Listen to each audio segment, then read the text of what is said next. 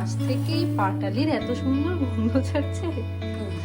জুড়ে গুঁড়ে পাটালি করে রেখেছি, এমনি গুঁড়ো হয়। হুম সেটা আরো বেশি শুকোতে সময় লাগবে পাটালি দেয়। হুম হালকা মিষ্টি করবো, বাড়িতেই খাবে তো, হ্যাঁ। মিষ্টি দেবো না।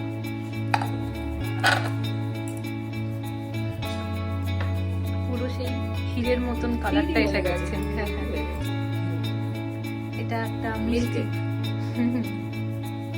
দিয়ে আমি একটা জল ছাকা দই দেবো হুম অল্প, হুম তারপরে লেবু রস দিয়ে করি।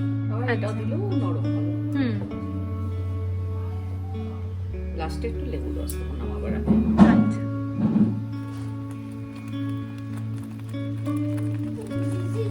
বাহ, আরো মাখা মাখা হয়ে যাচ্ছে।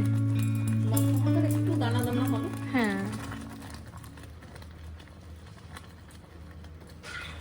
একটু নাড়তে হবে যেন বড় তো, নালে নিচেটা লেগে যাবে। হুম, মোটামুটি হয়ে এসেছে।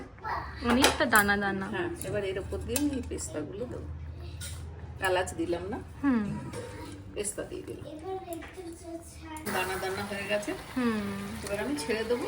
হুম খানিকক্ষণ পর এই যে একটা থালায় ঘি মাখিয়ে রাখা হয়েছে, হুম হুম অনেকটা, জলটা প্রায় শুকিয়েই গেছে সবটাই। একটু টেনে যাবে নিজে নিজে।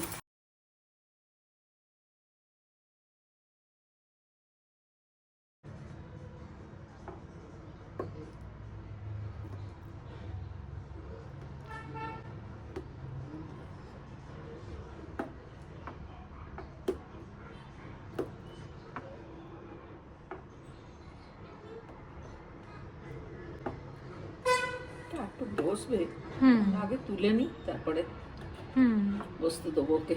হুম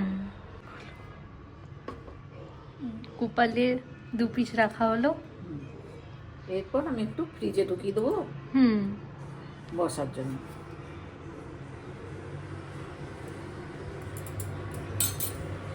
খারাপ হয়নি বা? না, দারুণ।